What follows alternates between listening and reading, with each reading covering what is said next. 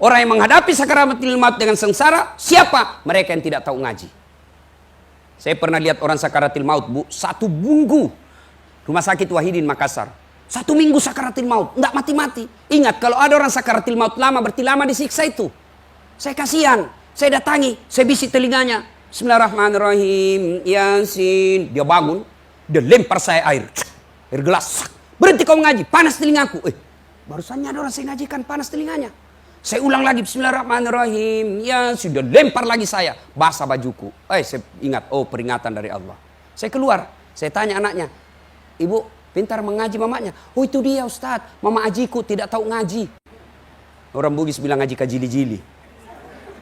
Coba, andai saya menteri agama, syarat menunaikan ibadah haji, lancar ngaji, pasti turun itu pendaftar. Sekarang banyak orang tidak tahu ngaji. Bapak Ibu, kalau ibu tidak tahu baca Quran, maka wawancaranya, proses tanya jawabnya di akhirat ibu tidak bisa jawab. Kenapa? Bahasa nanti di akhirat bukan bahasa Sunda, bukan bahasa Jepang, bukan bahasa Bugis, bukan apa? Bahasa Quran. Berarti tidak tahu ngaji, gelap dia punya kehidupan akhirat. Kau belajar Ibu. Terlambat Ustadz, masa mau masuk TKTPA? Ya enggak usah masuk TKTPA. Gimana caranya? Cari remaja masjid, gaji per bulan. Makan ongkos lagi. Demi Allah, belajar ngaji tidak ada artinya ketimbang. Tidak ada artinya 500 ribu ketimbang ibu bisa ngaji. Pembeli pulsa saja ibu ratusan ribu per bulan. Ya. Nah, sudah sakaratul maut, dicabut nyawa, meninggal. Datanglah kita melayat. Nah, ini yang perlu diluruskan. Kita datang melayat, 1, datang nginjak-nginjak sunnah Nabi. 2, tambah-tambah dosa. 3, tidak ada manfaat buat orang mati. Saya lihat orang begitu.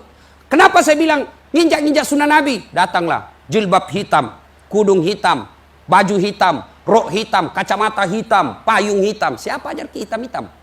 Nah bilang begitu kulihat selebritis. Selebritis ki yang disunahkan putih-putih. Dosakah pakaian hitam-hitam? Tidak, tapi dicintai Allah dan Rasulnya kalau pakaian putih-putih.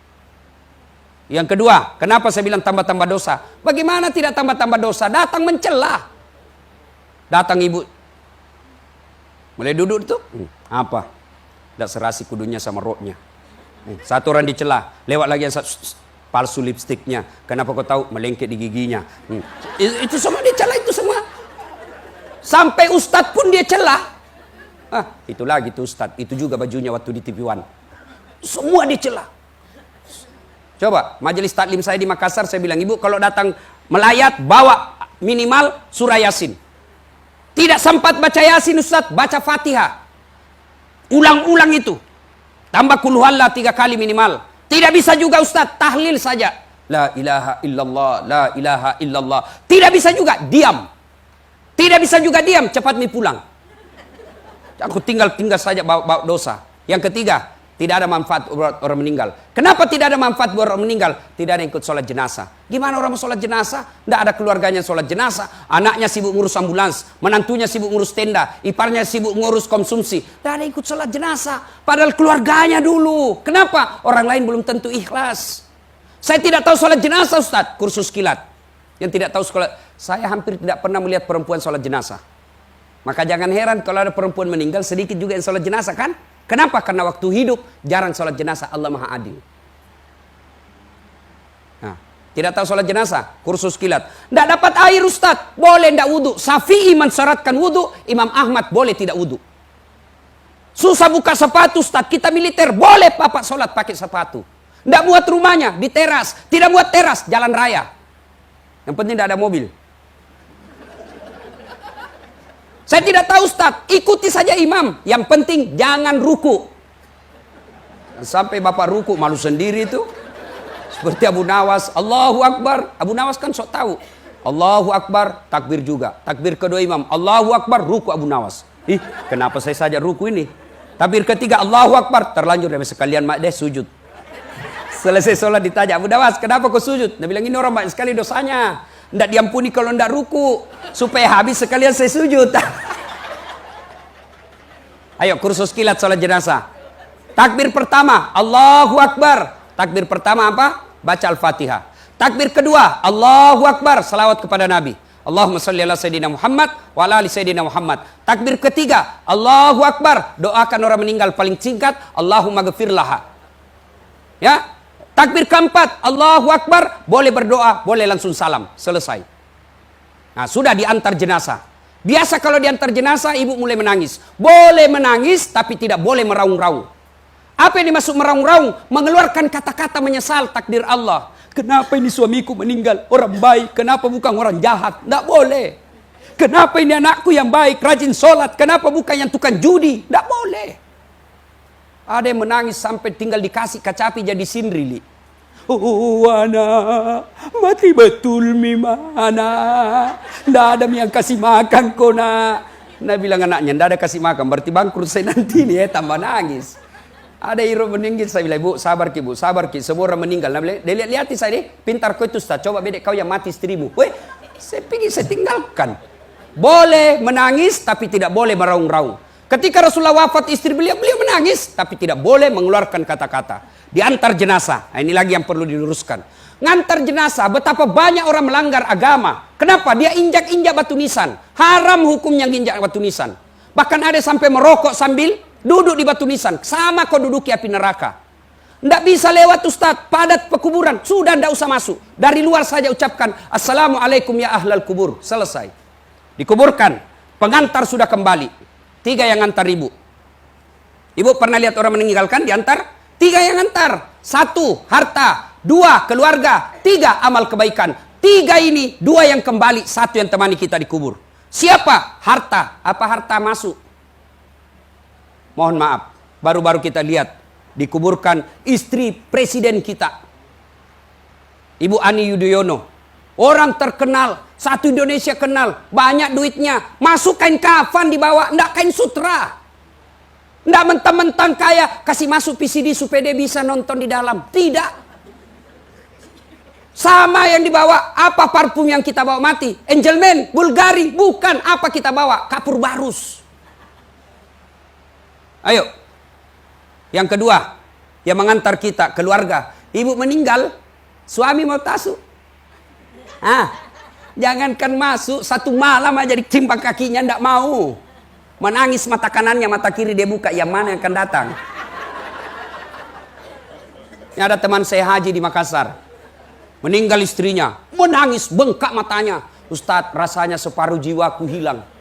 Inilah istri saya, menurut saya Ustadz, luar biasa istri saya ini.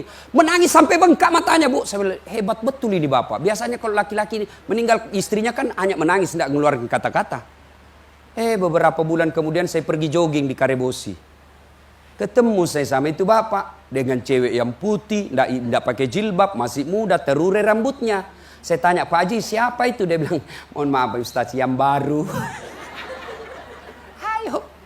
Yang ketiga, yang ikut menemani kita masuk adalah amal kebaikan. Sudah dimakamkan. Dalam hadis dijelaskan, pengantar sudah pada kembali. Bahkan dalam hadis dijelaskan, langkah kaki orang yang paling terakhir masih kedengaran, sudah datang malaikat. Masuk kita dikubur. Maka ketika masuk dikubur datanglah malaikat. Nah, yang paling menderita di dalam kubur kata Nabi, yang paling menderita kata Nabi, al-mutakhawilu bis shalah, yang menganggap enteng salat. Bu, saya tanya, pernah rasakan mati lampu? Pernah? Kalau saya bukan pernah, sering.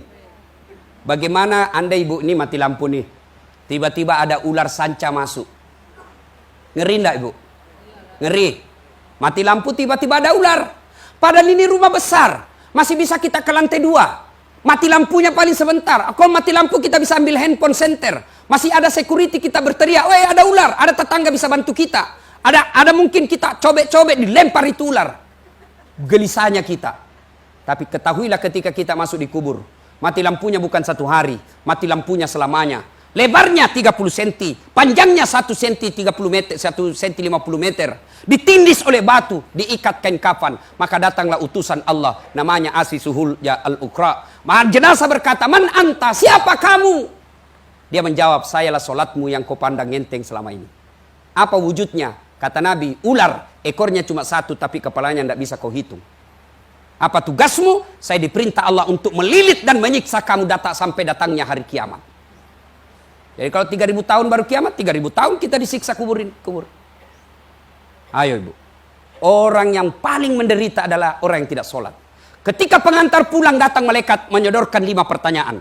Tapi kalau baik sholat, tidak usah bingung soal 5 pertanyaan ini. Semua bukan urusan kita. Datang malaikat, "Marabbuka, siapa Tuhanmu?" Kalau orang baik sholatnya dia akan jawab, "Allahu Akbar." Tahu hebatnya. Barusan saya dapat ini. Ditanya lagi, "Man nabiyuka, siapa nabimu?" Dia jawab lagi, "Asyhadu Allah ilaha illallah wa asyhadu anna Muhammadar Rasulullah." Malaikat tambah jawab, tambah hebat, tentara ini. Dia bilang mungkar, "Kir, maju kau nakir." Nabi bilang, "Nakir, sedangkan kau mundur mungkar, apalagi saya." Akhirnya mungkar nakir naik melapor kepada Allah. "Ya Allah, ada hambamu mati, saya tanya, man rabbuka?" Dia jawab, "Allahu Akbar." Allah berfirman, "Itu bukan dia yang jawab, tapi solatnya. Karena dia baik solatnya, tidurkan dia untuk menunggu hari kiamat. Seperti nikmatnya tidur pengantin baru." Masih ingat waktu pengantin baru? Apa kita bilang? Cepat betul pagi. Begitu enaknya pengantin baru, sampai sekarang saya selalu mau ulang. Coba. Itu kalau baik solatnya. Tapi kalau tidak baik solatnya, datang malaikat, dia bilang, "Sudah lama ku tunggu kau. Kau paling banyak cerewetmu itu." Ditanyalah dia, "Marabbuka?" Dia, tunggu dulu, orang baru datang. Malaikat pun dia mau debat. Ditanya lagi, "Marabbuka, siapa Tuhanmu?" Kaget langsung dia jawab, "Ketuhanan yang Maha Esa." Ini bangsa Indonesia yang beres Pancasilanya tapi tidak beres solatnya. Lalu mungkar nakir naik melapor, "Ya Allah, ada hambamu saat tanya, marabbuka?" Dia jawab, "Ketuhanan yang Maha Esa." Itu bangsa Indonesia yang bagus Pancasilanya tapi tidak bagus agamanya. Seret dia seperti tersiksanya orang sakit gigi. Pernah rasakan tidur sakit gigi? Tidak ada enaknya toh. Nah, orang yang meninggal sekarang, Pak, bapak kita, keluarga kita, teman kita, kenalan kita yang ada di kubur, demi Allah belum sampai ke neraka, belum sampai ke surga, tapi menunggu di alam kubur. Dan pada saat sudah di alam kubur, kata Nabi, putus amal kebaikannya kecuali 3 hal. 1, sadaqatun jariyah, sedekah. Maka bapak-bapak sebelum terlambat bersedekahlah.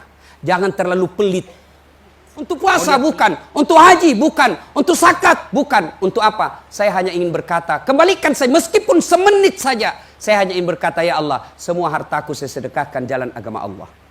Kenapa? Solat dinikmati hanya ketika solat, puasa dinikmati hanya ketika puasa, haji dinikmati ketika haji. Tapi sedekah, meskipun kita sudah wafat, amal-amalnya tetap mengalir. Maka bapak sebelum terlambat, maka orang yang pandai menyikapi hartanya, dia kirim lebih dulu hartanya. Saya tidak setuju kalau ada ustadz mengatakan, tidak usah cari uang banyak-banyak, tidak dibawa mati. Salah, cari uang banyak-banyak, bawa mati. Bagaimana caranya? Sebelum mati transfer. Saya mau kuburku terang, kirimi pembeli lampu di masjid, insya Allah terang lampunya. Saya mau sejuk kuburku, kirimi pembeli AC di panti asuhan, bukan panti pijat. Dan juga bapak-bapak tiap bulan ke panti pijat. Saya tanya, kenapa ke panti pijat? Harusnya panti asuhan. Dia bilang, sama-sama panti Ustaz. Sama panti tapi beda cita rasanya, cilaka. Yuk sedekah.